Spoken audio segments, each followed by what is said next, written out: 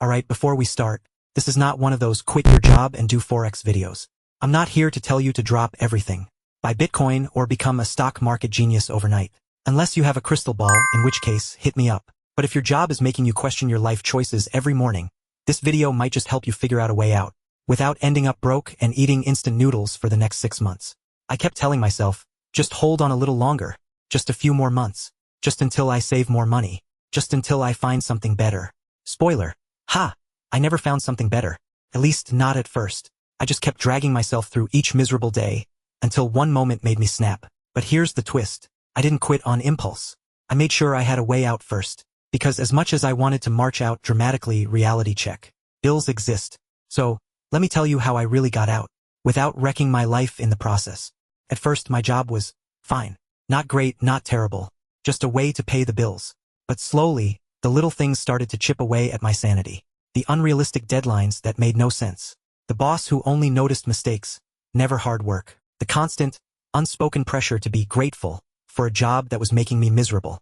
But I told myself, that's just work, right? Nobody actually likes their job. Then one day, I realized something that hit me like a truck. If I don't change something, this is my life for the next 5 years. And that thought terrified me. Here's where most of us get trapped. The sunk cost fallacy.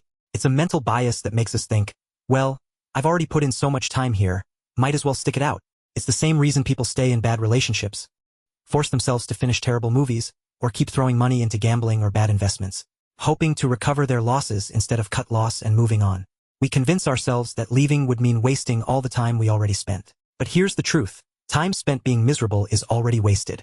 You don't have to keep wasting more just because of the past. So I decided I needed out, but I wasn't about to quit with no backup plan. Step 1. Secure your finances because bills exist. When you hate your job, every paycheck feels like pain money. But quitting with zero savings is a fast track to panic mode.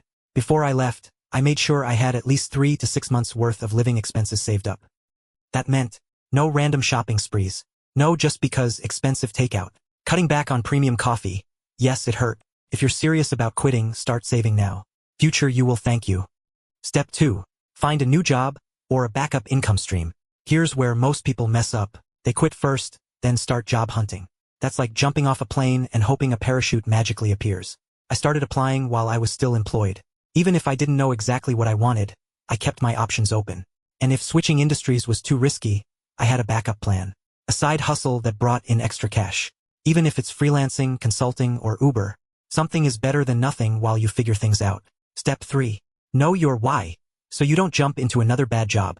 Quitting won't magically fix everything if you don't know what went wrong in the first place. Before I left, I made 2 lists. First, things I could not deal with anymore. A boss that micromanages every second. A workplace that thrives on unnecessary drama. A job that made me feel like a zombie every morning. Second, what I actually wanted in my next job. A company that values work-life balance. A team that doesn't feel like a toxic reality show. A job that pays enough to live, not just survive. Remember, if you skip this step, you might end up in the same nightmare, just with a different company name. Step 4. Leave on good terms. No dramatic exits. I know, it's tempting to walk out in slow motion while Started from the Bottom plays in the background. But trust me, burning bridges is not worth it. Even if I wanted to flip a table on my way out, I submitted a proper resignation, worked my notice period, and didn't badmouth anyone, at least, not publicly. Because guess what? Future employers check references. And you never know when you'll cross paths with old colleagues again. Leave professionally. Your future self will appreciate it. Step 5. Give yourself time to adjust. Quitting isn't just a job change. It's a life change. Even when I had a new job lined up, there were moments of doubt. Did I make the right decision? What if the new job sucks too? What if I end up regretting everything? That's normal. But I reminded myself, I left for a reason, and I gave myself time to adjust. No panic, no regrets. The moment I walked out, I thought quitting would be terrifying. But when I finally turned in my resignation, you know what I felt? Relief, like taking off a backpack full of bricks. I didn't leave in anger. I didn't flip a table. I just walked out knowing I was choosing myself for the first time in a long time. And that feeling, absolutely worth it. And most importantly, I realized that I wasn't actually stuck. I was just afraid to take the first step. If you're in a job you hate, ask yourself this. Are you staying because you actually want to? Or just because you're scared to leave? Because if it's the second one, maybe it's time to pack up your desk too. If you're stuck in a job you hate, here's what I wish I knew earlier. Start looking before you reach your breaking point. It's easier to find a new job when you're still employed. Panic quitting rarely ends well. You don't need a dream job, just a better one. Waiting for the perfect job can keep you stuck forever. Find something that's even 20% better and make the jump. Prioritize peace of mind over a big paycheck. More money is nice, but mental health is priceless. If your job is making you miserable, no salary will fix that. A backup plan makes quitting way less scary. Whether it's savings, freelance work, or another job lined up, having a plan makes leaving 100 times easier. You are not stuck. You might feel trapped, but you're not. The moment you start planning your exit, you'll realize you have way more control than you think. Looking back, I don't regret leaving. I regret waiting so long.